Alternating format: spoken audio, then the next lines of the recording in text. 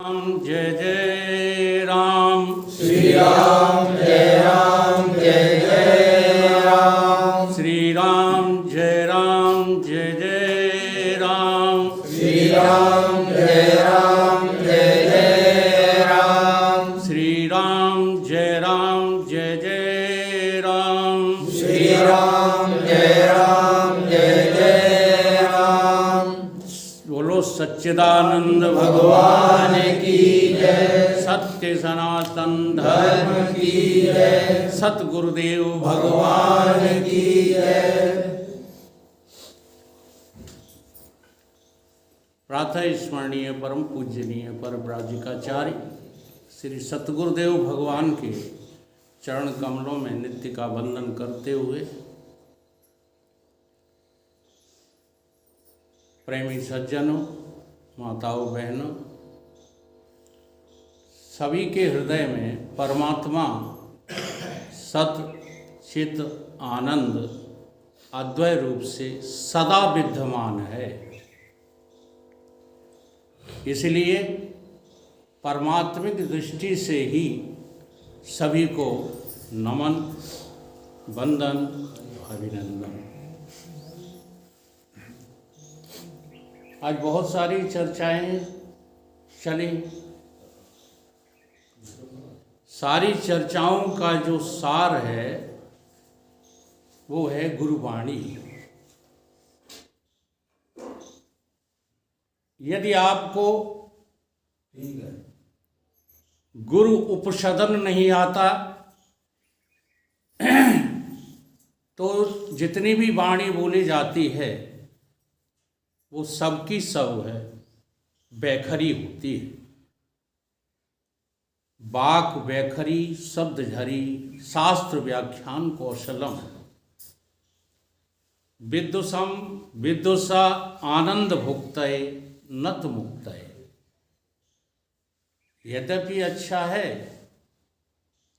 शास्त्र सम्मत मनोरंजन भी अच्छा होता है, परंतु ये जो बैखरी वाणी से हम जो कुछ कहते रहते हैं उससे हमको जो मेरा परम उद्देश्य है वो सिद्ध नहीं हो सकता।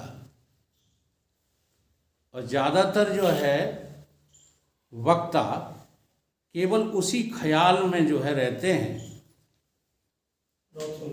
जो बैखरी वाणी तक सीमित रहता है। और नहीं तो जो है हमें किसी भी शब्द में, किसी भी वाक्य में, किसी भी कवित्व में कभी कोई दोष मिल ही नहीं सकता। क्यों? क्योंकि दोष जितना भी है वो जड़ भाग में होता है। तुलसीदास जी का दोहा याद करो, जड़ चेतन गुण दोषमय। अब यहाँ पर जो है चिंतन करने वाली बात क्या है? हम शाब्दिक अर्थ करते समय गुरु उपसद नहीं रहते, गुरु के समीप नहीं रहते, गुरु से दूर निकल जाते हैं, गुरुमुख नहीं रहते। और जब तक आप गुरुमुख नहीं रहोगे तो आपको, जैसे एक शब्द आया कि अहंकार, मनुष्य के भीतर अहंकार सबसे बलवान है, ठीक है। अब उस अहंकार को मैं करके स्वीकार करना, यही तो सबसे बड़ी मनुष्यता है। उस अहंकार को हम देख भी नहीं पा रहे, केवल वाणी से कह देते हैं कि अहंकार को सब जानते हैं, जबकि वास्तविकता क्या है? अहंकार को कोई नहीं जानता। जी हाँ, जो भी जानते हो वो देहा अभिमान को जानते हो, जो भी जानते हो वो जीवा अभिमान को जानते हो।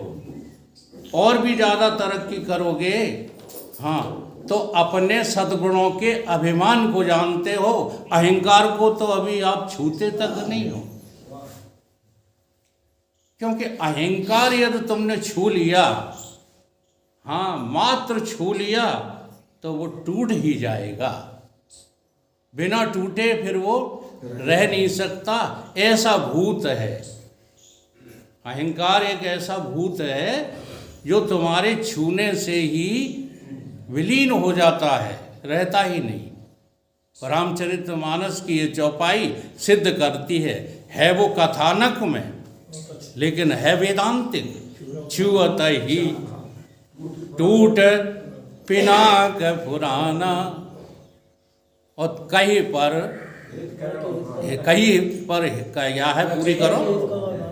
मैं कही हे तो करो अभिमान। हाँ, मैं किस बात का अभिमान करूं, ये तुम छू भर लो, सबसे उत्तम साधना है। माताओं, तुम भी ध्यान दो इस बात का। अभी अभी दामोदर जी ने बताया, सबके भीतर ये रहता है अहंकार। किसके रूप में? भगवान शंकर के रूप में रहता है अहंकार। शिव बुद्धि ब्रह्मा के रूप में रहती है।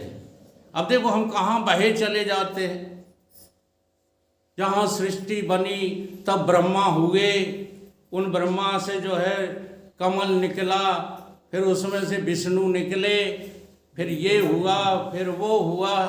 जाने कितनी गाथाएं तुमने जो है इस खोपड़ी में भर ली हैं, और सब की सब नतीजे में, परिणाम में नील। क्यों? क्योंकि विचार नहीं किया। हमारे वेद शास्त्र पुराण सब विचार करने के लिए हैं। पुराणों की कहानियाँ मनोरंजन के लिए नहीं हैं, सारी की सारी कहानियाँ। इसलिए सबको पुराण मत समझा करो। पुराण केवल 18 हैं। बाद के जो उपपुराण हैं वो भी व्यास जी पर आरोपित हैं।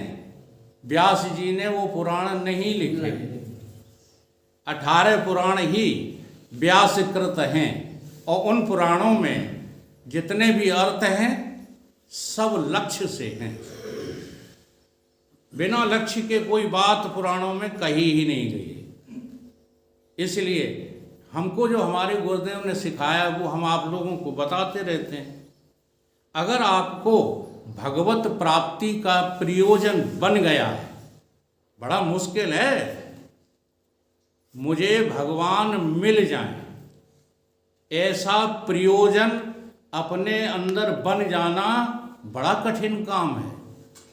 अगर बन गया है जिन लोगों का कि मुझे इसी जन्म में भगवान को पाना है, एक ही बात है, चाहे शब्द कहो भगवान, चाहे ईश्वर, चाहे ब्रह्म, ठीक है।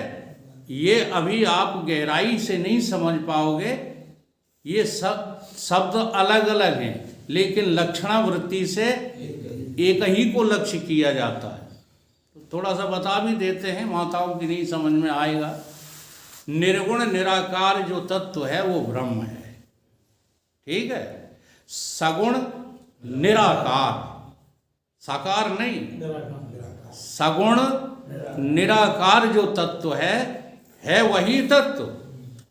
हाँ, वही राम दशरथ का बेटा, वही राम घट घट में लेटा, उसी राम ने जगत पसारा। ये जगत पसारने वाला कौन है? ईश्वर, ठीक है।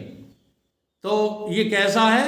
ये सगुण है, यानी गुणों से युक्त है, निर्गुण नहीं है। जी हाँ, अगर निर्गुण होगा तो फिर वो ईश्वर नहीं है। इसलिए वेदांत ने आगे चल के ये सिद्ध भी कर दिया है कि उपाधि से हो जीव ईश्वर बने दो। सभी खेल में अरे तू ही है तो खिलाड़ी, हरे कृष्ण गोविंद मोहन मुरारी। तू ही तो खेल रहा है सगुण बन के, तू ही खेल रहा है जीव बन के।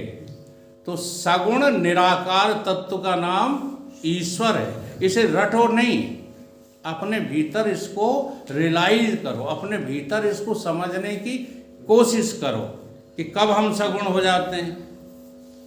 अब होश में नहीं हो और बात कौन सी करते हो?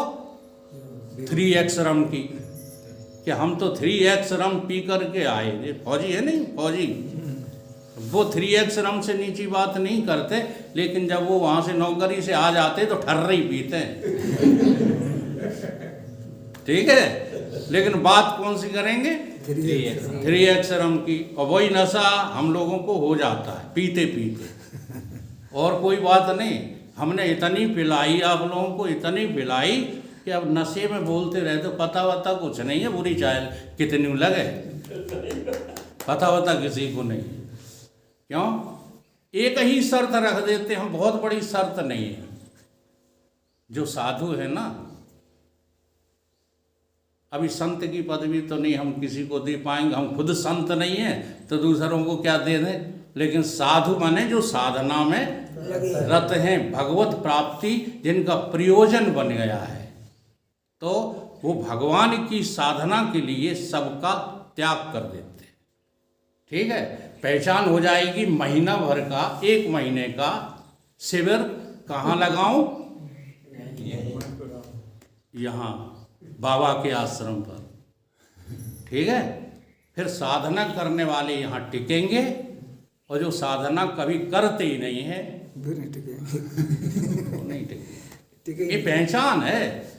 क्योंकि इस शरीर ने, अब देखो शरीर की बात कर रहा हूँ मैं, अपने जीवत्व की बात नहीं कर रहा हूँ। इस शरीर ने जाने कितना समय गुरुदेव के साथ रह रहे करके व्यर्थ गंवा दिया, व्यर्थ चला गया। हाँ, गुरु के उपसदन की बात ही नहीं समझ में आई। गुरु के शरीर के पास तो बने रहे, लेकिन गुरु के पास कभी रह ही नहीं पाए। उसकी वजह से जो है ये विलंबता हुई, क्या वो बुढ़ापे में आके अकल खुली। ठीक है, और नहीं तो एक बात हमको ध्यान आ गई, बताते बताते थोड़ा सा प्रसंग वो आपका छूट जाएगा, बताए देते हैं। सगुण जब साकारता धारण करता है तब उसे भगवान कहते हैं। आ गई तीनों चीजें समझ में? हाँ, चाहे जिसको चाहे कुछ मत समझ बैठा करो। अब जब वहाँ बात कही जाती है तो लक्षणावृत्ति से कही जाती है। जैसे राम को जब ब्रह्म कहा तुलसीदास जी ने, तो दशरथ का लड़का उस समय नहीं देखना। हाँ, लेकिन ये सब बातें किसी की समझ में नहीं आते हैं, तो वो जो है सच्चे इंसान से लड़ पड़ते हैं। शास्त्रों में लिखा है, तुम अपनी लगाएं फिर रहे हो। एक दिन हमने कह दिया प्रवचन में कि वो दशरथ के जो लड़का राम है, दशरथ के जो लड़का राम है, वो ब्रह्म नहीं हो सकते।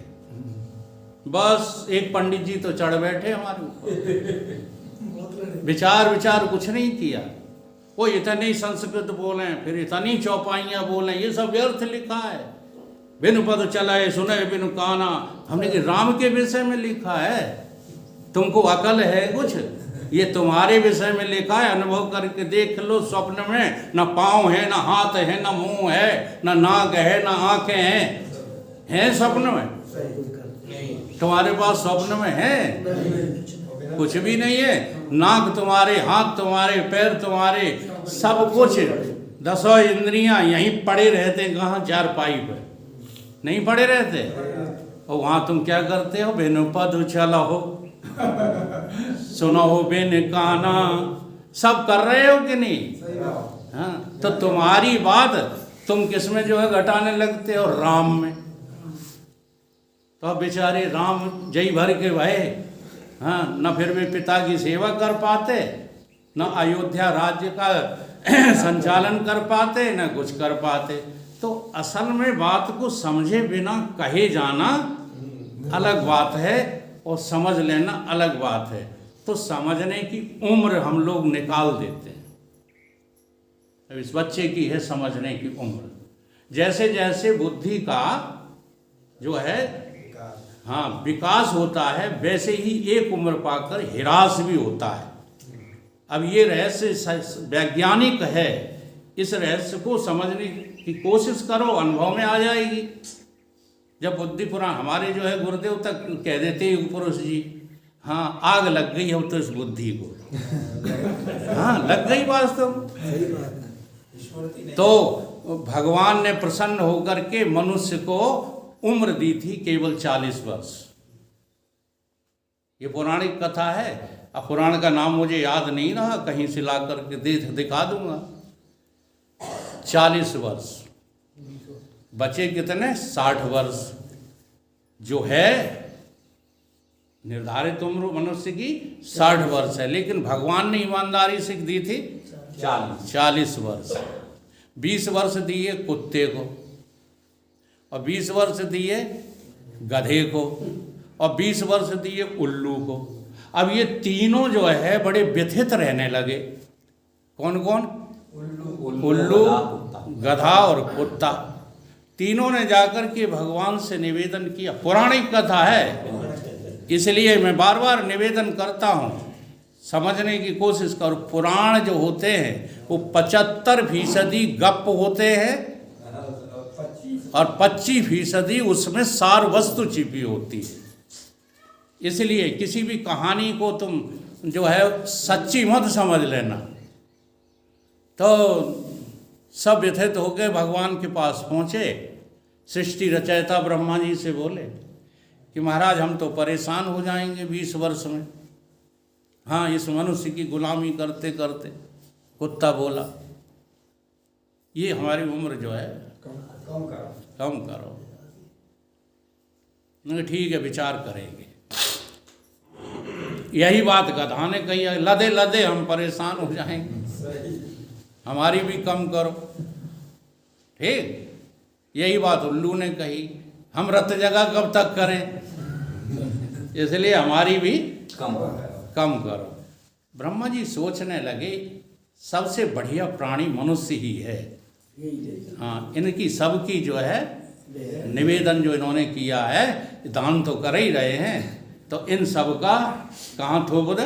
मनुष्य को ही दे दो। तो कितने हो गए? 100 पूरे हो गए कि नहीं? अगर जो है बंद करो इसको।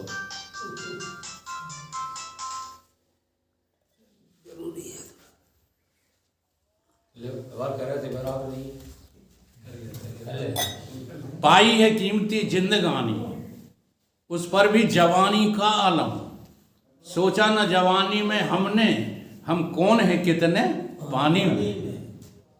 तो जो उम्र मिली है युवा जवानी, केवल भजन जवानी में होता है, न बुढ़ापे में होता है और न लड़कपन में होता है। और जवानी का जो है एक प्रयोजन है, एक ध्येय है।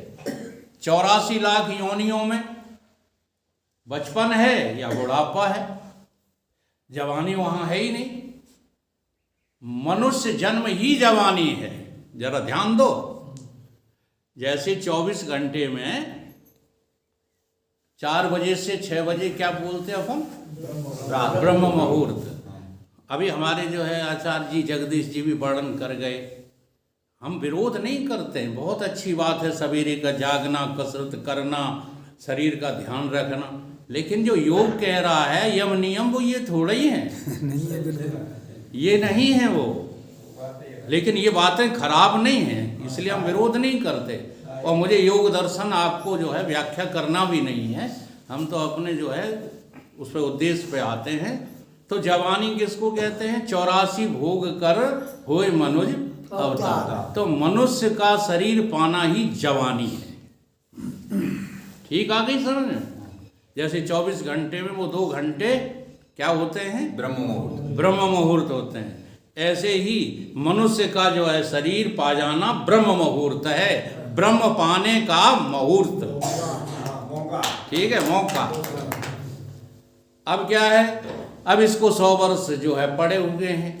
इस लापरवाही में लड़कपन खेल में खोया। ठीक है, जवानी नींद भर सोया, बुढ़ापा देख कर रोया।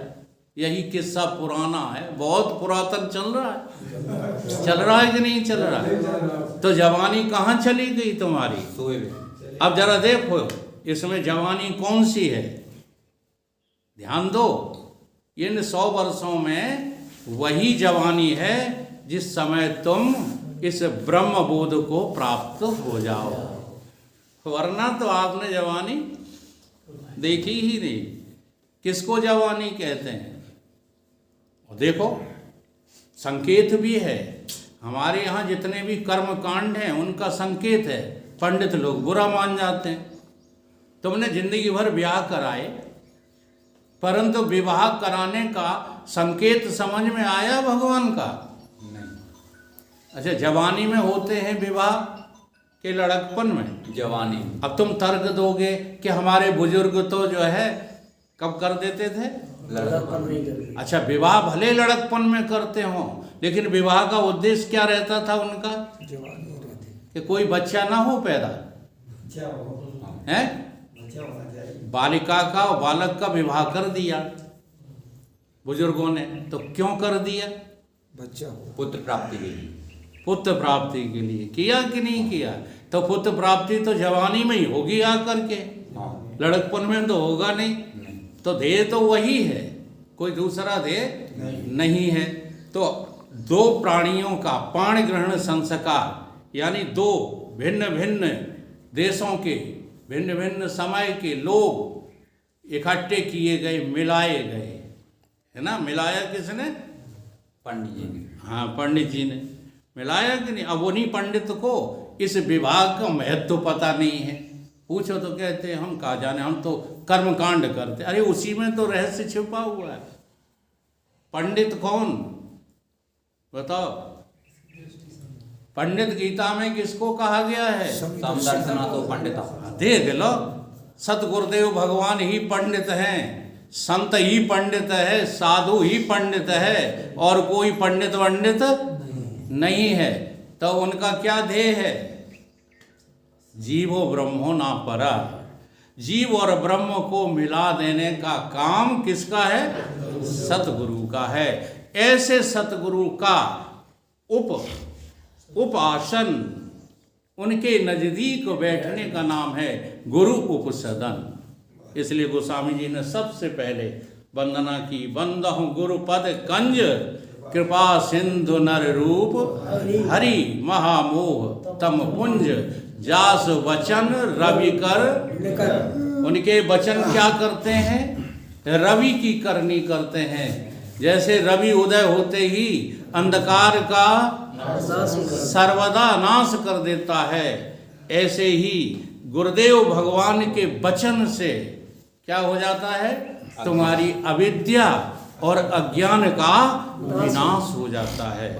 इसलिए सतगुरुदेव भगवान के अलावा तुम्हारा इस जगत में हितकारी कोई और है नहीं। माता पिता इसलिए हितकारी हैं कि उन्होंने तुमको जवानी दे दी, मानव का शरीर देने में वो सहयोगी बने, इसलिए उनका भी ऋण हमको अदा करना पड़ता है। ठीक है, लेकिन उनसे भी ज़्यादा बड़े उपकारी हैं, उनसे भी ज़्यादा हितकारी हैं। तो कौन है? भगवान सतगुरुदेव। और जो सतगुरु की शरण में नहीं है, वो चाहे जितनी डींग मार लें, उनको इस जन्म में क्या, किसी जन्म में भी परमात्मा नहीं मिल सकता। ये सर्व शास्त्रों की सम्मति है। अब रहा सवाल जो है इसका कि हम समझें कैसे कि वो सतगुरु है। तो पहचान अभी अभी बताई दी आपको। क्या? तुमको जो ब्रह्म से मिलाए, हाँ, दुनिया के सहूर सिखाए वो सतगुरु नहीं है। हाँ, दुनिया की तमाम बातें सिखाने के लिए भिन्न भिन्न प्रकार के आचार्य हमारे पास हैं और हमको मिले। हमने जो है बीएससी किया तो हमें साइंस के जो है शिक्षक मिले। ठीक, तुमने जो है आर्ट से किया तो तुम्हें आर्ट के शिक्षक मिले, और भी तमाम गुरु मिले। तुम्हारी शादी कराने वाले भी गुरु मिले, तुम्हारा मुंडन संस्कार कराने वाले भी गुरु मिले। ठीक है, सब ठीक है, साधु साधु सब ठीक हैं, गुरु गुरु सब ठीक हैं, अपनी अपनी ठौर शब्द विवेकी पार की, ते माथे की मोर। उसे सिरोधार्य करो जो सतगुरु है। वो बड़े भाग्यशाली लोग होते हैं जो सतगुरु की शरण में चले जाते हैं और उन्हें ही सबसे ज़्यादा अपना प्रिय समझते हैं। इस संसार में तुम्हारी भलाई चाहने वाला सतगुरु के अलावा कोई नहीं है। परंतु ये जीव ऐसा उलझ गया है, ऐसा उलझ गया है, काहे से? भ्रम से। तभी गोस्वामी जी ने कहा है, भ्रम न सके को टार। ये कोई और नहीं टार सकेगा, तुम्हें खुद प्रयत्न करना पड़ेगा। ये भूल जो हमसे हुई है वो हम बताते रहते हैं। तुम्हारे समीप